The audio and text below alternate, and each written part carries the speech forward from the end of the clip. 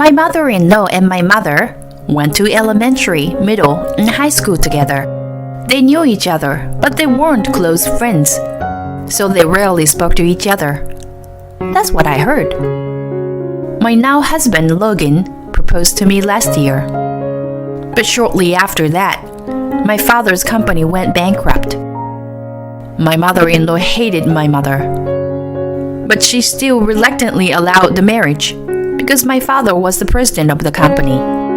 So as soon as she found out that my father's company went bankrupt, she came to my workplace and called me out while I was at work to say, "Marriage with a family with no money is a shame. Break up with my son, quickly." As usual, she treated my family as if we were poor. "You don't know anything. You'll regret it," I thought it to myself. Let me tell you a story about whose life suddenly turned into a nightmare. I am Naomi, 28 years old. I work as a pharmacist at a dispensary near my parents' house. I spent 6 years at my university pharmacy school. I came back to my hometown to become a licensed pharmacist. My husband was one of my classmates in high school.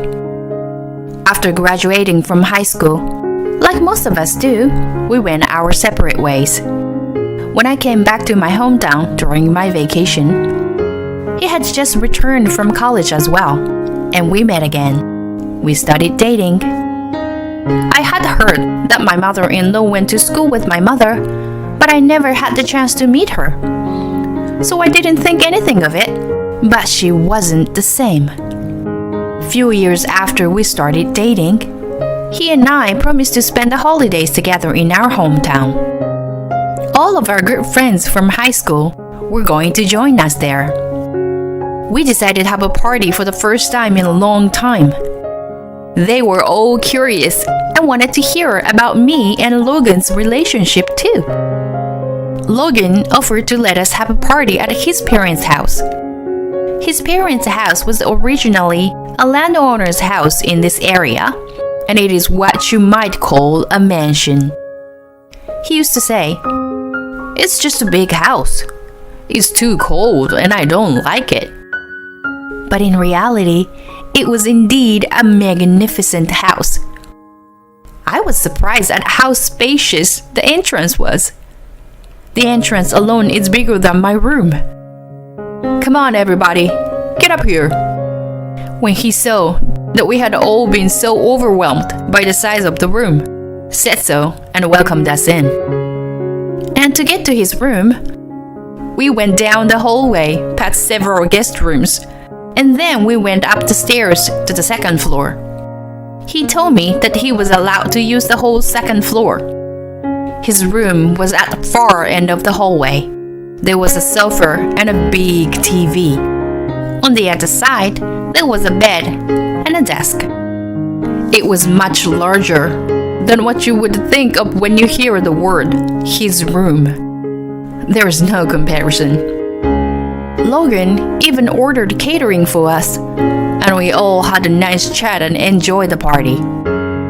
After a while, I asked to use the bathroom. He followed me because it was downstairs.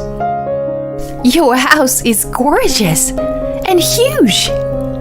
I could get lost." "Yeah, it's huge, but cold and uncomfortable to live in." "Wow, they look expensive too." I peeked into what looked like a big vase on a shelf by the hallway. Then all of a sudden, Don't touch them. Poor people like you shouldn't." I was surprised to hear her loud voice, and it was my mother-in-law. "If a poor person touches it and breaks it, you can't pay for it, can you?" "Well, I didn't break anything." "Mom, she was just looking at it. What's wrong with you?" "There's nothing wrong with me. I'm saying this for the poor girl. She is tall, slender, and beautiful, but she had a wrinkle between her eyebrows and she looks very scary. What do you mean poor? Naomi is not poor. So, she's Watson's daughter after all. My mother-in-law said so, with a horrified look on her face. She looks poor. If she steals anything from our house, we won't approve of it. What are you talking about? Naomi would never do such a thing. With that, my mother-in-law went back down the hall. It seemed that my mother-in-law did not like my mother. After the party, I went back to my parents' house and asked my mother about my mother-in-law. She told me a story that I never expected to hear. My grandmother, my mother's father, had failed in business before she was enough to go to school. He had come here from New York to escape with his family after his business failed. Grandpa worked as a delivery man for a liquor store. He managed to support the family by working there for years. So as a child, when my mother wore shoes, she couldn't even ask her parents to buy her a new pair. But Grandpa worked hard and was able to run his own liquor store. That was Watson's Liquor, which my father has now taken over. My mother-in-law was the one who bullied my mother for her poverty. It smells bad in here, doesn't it? Oh, that's the smell of poverty. Stay away from me. I'll get sick. She used to say things like that to my mother. My mother-in-law was the daughter of a rich family. She was always surrounded by a lot of people, but they were just bribed by her money. My mother-in-law and her cronies always would pick on my mother, ignore her, and harass her. My mother-in-law had a crush on this boy who was in their class. She always gave him toys and sweets. One day, however, my mother-in-law was picking on my mother, as she always was. Where did you get that sweater? It's so tacky. Then the boy found out my mother-in-law teasing my mother. Hey, stop it. Don't you do such a thing. You're always picking on her and isolating her from the other guys. She was such a jerk. Everyone said so. No, I don't. Let's get out of here. Come on, follow me. Oh, okay. After that, she stopped being mean to my mother. My mother-in-law went to school with my mother all through elementary, middle, and high school. She never spoke to my mother. I see. It's a long-standing grudge from elementary school. After a while, Logan and I continued our relationship, and he proposed to me on my birthday last year. Every time I saw my mother-in-law, she kept calling me a poor girl or a thieving cat. I try not to pay much attention to it. After graduating from a university, he returned to his hometown and joined a major company. However, he had studied business management at a university and had always wanted to start his own business. While working for a company, he has been steadily building a network of his contacts for his future. Of course, I could think of no one else to marry but him. However, right after we registered our marriage, my father's company, Watson's Liquor, went bankrupt. My mother-in-law hated my mother, but she still reluctantly allowed the marriage because my father was the president of the company. So as soon as she found out that my father's company went bankrupt, she came to my workplace and called me out while I was at work to say, "Marriage with a family with no money is a sham. Break up with my son, quickly." As usual, she treated my family as if we were poor. You don't know anything. You regret it, I thought to myself. The truth is, my father's company went bankrupt, but it was because my father wanted to start a new business that could make the local community more prosperous. The company was originally a grocery store that mainly sold alcoholic beverages. But he wanted to create a company that would focus more on local products and also spread them to other countries. So even though the company went bankrupt, it did not mean that things were not going well. It would have been difficult to have a proper meeting for the two families together, because my mother-in-law would have interfered at every turn. So we decided to skip the wedding ceremony and registered our marriage for the time being. My family liked Logan, and we often gathered to have dinner together. On my mother's birthday, I booked a best-known Italian restaurant in the area. This was actually a plan that Logan and I came up with together. My mother and his mother would never see each other. The plan was to coincidentally meet the two. Yes, Logan was going to bring his mother to this restaurant. My mother and I were seated by the window, which was the largest table in the restaurant. My father used to frequent this restaurant, and so did my mother and I, and the staff knows as well. Logan and my mother-in-law were seated next to us at the very back by the kitchen. They arrived just as we are finishing our appetizers. Naomi? Oh, hi, Mother. It's been a while. Oh, hi, Logan. Are you having dinner with your mother too? That's right. We heard this place is the best. My mother-in-law remained silent, but when they sat down, I've just remembered I have something to do. So just eat and get out of here.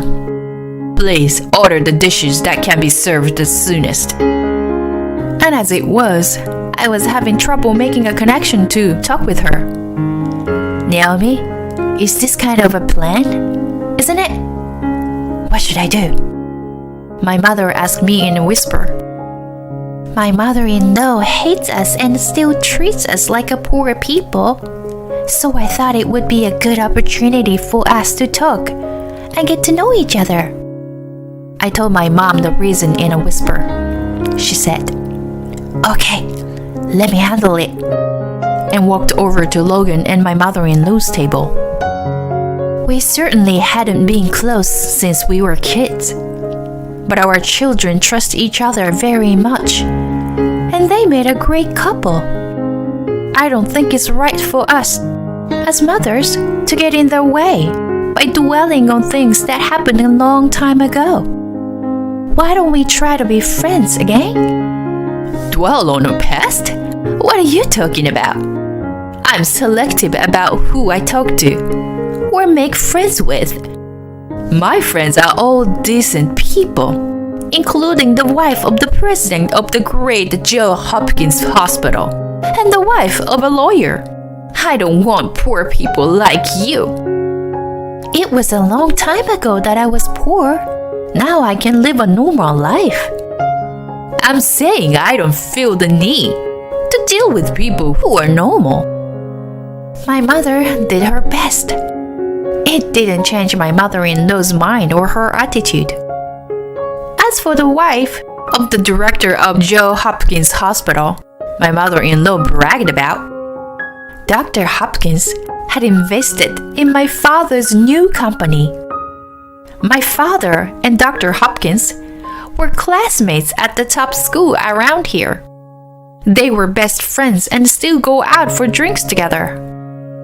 My father's other best friend, Mr. Moore, is also a friend at the same school. He is the president of a big electronics franchise store. The three of them often go golfing together. Moreover, Logan's father works for Mr. Moore's company. My mother-in-law does not know this. One day, my mother-in-law and her friends had lunch at the hotel. My mother joined them for the first time. Dr. Hopkins' wife introduced my mother to everyone. This is Mrs. Watson, the wife of my husband's best friend. I hope you all get along well with her. My mother told me later that my mother-in-law was very surprised. My mother told my father that my mother-in-law didn't think well of our marriage and was disturbing. He contacted his best friend, Dr. Hopkins, and asked his wife to cooperate with him. My mother-in-law, as expected, could not raise any objections right then and there. She was so proud of her friend, the wife of the president of the great Johns Hopkins Hospital. Of all people, to introduce a classmate whom she hated for a long time. My mother-in-law kept quiet that day. But there was no way she was just going to keep her mouth shut. She called each of the wives individually and gave them expensive gifts. She told them about my mother's past and made them hate her and exclude her from their circle of friends. And she gave the same expensive gifts to Mrs. Hopkins and said, I don't think it's good to get involved with such a poor person. I had no idea you were this vile. I heard that you gave everyone gifts and spoke ill of Mrs. Watson, that you were asking them to exclude her from the group. No, I was just trying to make sure you weren't fooled. I was just trying to let you know the truth. We can no longer treat you as our friend. I will not be calling on you again. I'm sorry, but I have to say goodbye. My mother-in-law lost a friend she was proud of. One day, Mr. Moore invited Logan's father to play golf with him. He also invited his best friends, my father and Dr. Hopkins. And the four of them went golfing together, and they all have a great time like high school students. Wow, this was really fun. I'd love it if you would invite me again. Of course we will. Right, Doug? Sure, and I have a great time as well. I'm thinking of going overseas to play golf next time. Wanna come? Yes, I'd love to join you. Logan's father went home that day in a very good mood. He is usually a quiet person, but that day he couldn't help but tell his wife how happy he was. They were such nice, cool people, and it was so much fun. Huh? So what? I don't have time to listen to your happy stories. All she could think about was how she was going to lose her friend and the huge debt she had spent on gifts. You were always in a bad mood, and you are a disgusting woman. You make me feel bad when I'm with you. I've reached the end of my rope, and I'm getting a divorce. Divorce? What nonsense! You were divorcing me? Don't be silly. You were alone. You have no one. What would you do without me? I've got friends. Stop disrespecting me. I've had enough. You serious? No way. And my mother-in-law got divorced and kicked out of the house. Her rich friends, of whom she was so proud, cut her off. All that was left were the debts she spent on gifts. She had secretly borrowed the money on her own. Logan and I continued to enjoy our newlywed life as husband and wife. We bought a house together. He told me that he wanted a house that was moderately spacious and warm. Now my parents and Logan's father are visiting us in our new house. This house will surely be a place where the family will make many memories together.